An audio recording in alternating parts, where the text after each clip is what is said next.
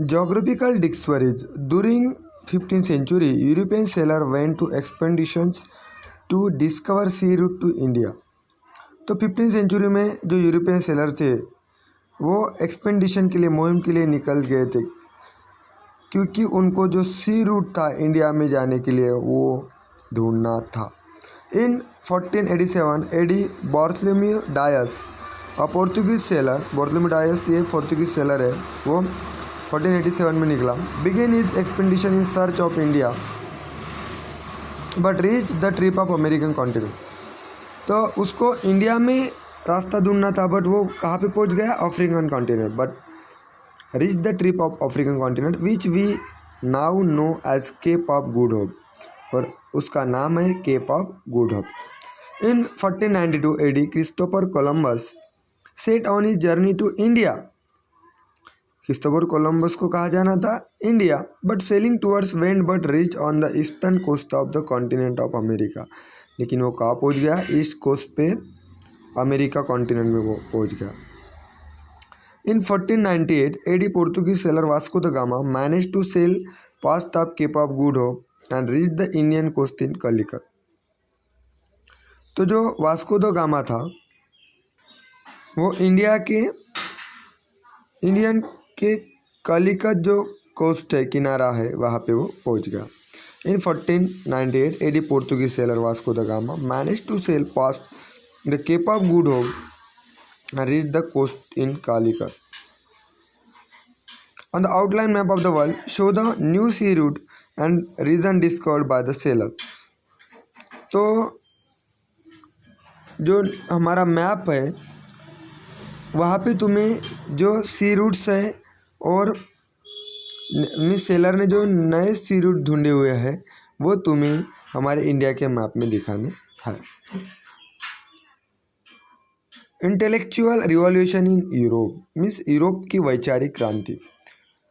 तो due to the changes during the renaissance period, Europe proceed from medieval to modern age. तो जैसे ही renaissance period में changes होने लगे, यूरोप मिडिवल पीरियड से मॉडर्न एज तक पहुंच चुका था।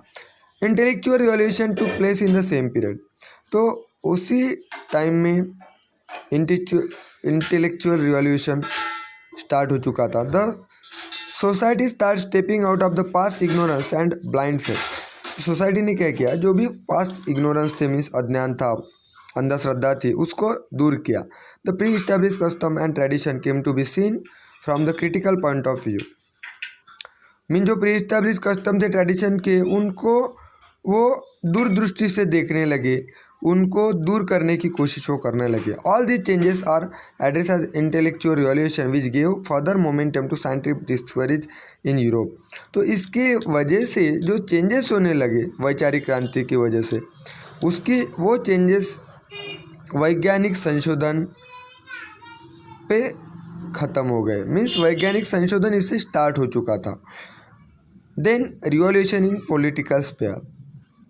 In the early stage of beginning of modern period in Europe, many political changes took place. तो बहुत सारे political changes भी हमें दिखाई दिए due to the various revolutionary events during 18 as well as 19th century. 18 और 19th century में बहुत सारे revolutionary events हुए। This period is known as Age of Revolution. इस period को कहते हैं Age of Revolution. During this period, there was development of parliamentary democracy in England. तो इस पीरियड में क्या हुआ? जो पार्लियामेंट्री डेमोक्रेसी है इंग्लैंड में वो डेवलप होने लगी। There was a change in the form of cabinet system. तो जो कैबिनेट सिस्टम था वहाँ पे भी चेंज होने लगा। The bill of rights 1689 led limitation on the power of the king. तो एट दैट टाइम जो बिल ऑफ राइट्स 1689 में बनाया गया, वहाँ पे लिमिटेशन आ चुकी थी। किस पे? Power of the king. जो किंग का पावर था उस पर कुछ लिमिटेशन आ गई थी राइट ऑफ 1689 की वजह से। The sovereignty of parliament was establish. इसकी वजह से जो सॉवर्जिनिटी पार्लियामेंट है वो इस्टेब्लिश हो चुकी थी। Okay, thank you.